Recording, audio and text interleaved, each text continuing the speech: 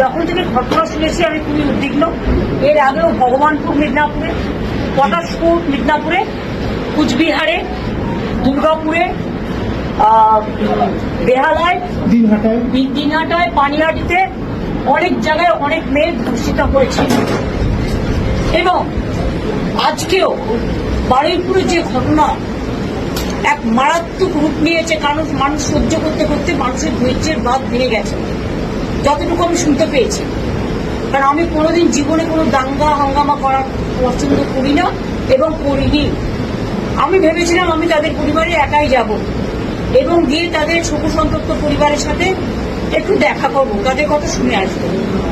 কিন্তু দেখুন, আমার বাড়ির সামনে থেকে একেবারে সমস্ত রাস্তা মোড়ে মাথা থেকে আমার বাড়ি পর্যন্ত রুটমার্চ হচ্ছে এবং পুরোপুরি প্রায় 1000 পুলিশ, সিআরপিএফ থেকে শুরু করে আরো সমস্ত পুলিশ, ছেলে পুলিশ, মেয়ে পুলিশ, গুন্ডা দমন পুলিশ, ডাকাত দমন পুলিশ, গাঁজা দমন পুলিশ, সবাই মিলে সেখানে জমায়েত হয়েছে।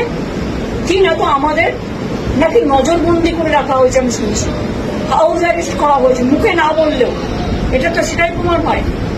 এমন কি ঘটলো যে আমার বাড়ির সামনে রুট মার্চ করতে হচ্ছে? এখানে তো কোনো 144 নেই।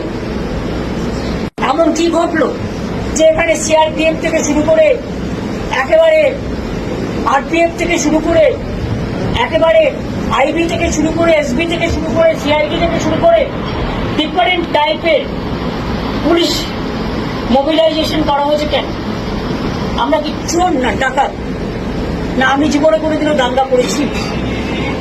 যখনই যেখানে মানুষ বিপদে পড়েছে, এমনকি যেটা নিয়ে আমাদের সকল মানুষ দিন রাত জেগেছে, আমিও কিন্তু মিছিল করেছি, প্রতিবাদ মিছিল, এবং সঙ্গে সঙ্গে আমি তার বাবা মার সাথে কথা বলেছিলাম, তাদের বাড়িও গিয়েছিলাম। দেখুন, কেউ আমাকে পছন্দ করতে পারে না করতে পারে, সেটা আলাদা ব্যাপার, কিন্তু আমি তো আজকে আমার কোনো সিকিউরিটিও নেই, আমি তো একা। তাহলে আপনাদের আমাকে নিয়ে এত চিন্তা কেন? আপনারা আমাকে বেরোতে দিচ্ছেন না কেন? আমাকে নিয়ে এত ভয় কেন? আমাকে নজরবন্দি করে রেখেছেন কেন? যদি সত্যি করে থাকে নজরবন্দি, নোটিফিকেশন ইস্যু করুন। তাহলে আমার পাড়ায় লুটমার্চ করছেন কেন? কোনো গন্ডগোল নেই, কোনো অশান্তি নেই, কোনো কিছু নেই। আপনারা কেন এত পুলিশ মোবিলাইজেশন করেছেন? ইভেন এটাও ভুলে গেছেন শিষ্টাচার। রাতের বেলায় এত পুলিশ মোবিলাইজেশন করে রেখে দিয়েছে। আমি জানি না আপনারা কি চান। আর্টিকেল 14 থাকবে না, আর্টিকেল 19 থাকবে না, আর্টিকেল 21 থাকবে না, শুধু আপনারা একাই থাকবেন আর এক পক্ষ থাকবেন। অন্য পার্টি গেলে সাতকুল মা, আর আমার বেলায় তৃণমূল ধাপ, বন্ধ ধাপ। শুনুন, আমরাই অরিজিনাল তৃণমূল কংগ্রেস, তো তাই আমাদের ভয় পায়, কর্তারদের ভয় পায় না, বেঈমানদের ভয় পায় না। তাই যারা বিজেপির সাথে মিলে আছে তাদের মিছিল মিটিং করতে যেতে দেয়, আমাকে দেয় না। তো আমি একা মানুষ, আমি তো আজকে কমন কি করি? আমি তো লেস ইম্পর্টেন্ট পার্সন। আমি মনে করি আমি less important person from the beginning. Even আমি যখন ভিআইপি ওরা কনসিডার করতো, আমি কনসিডার করতাম না, আমি ট্রাফিকে দাঁড়াতাম।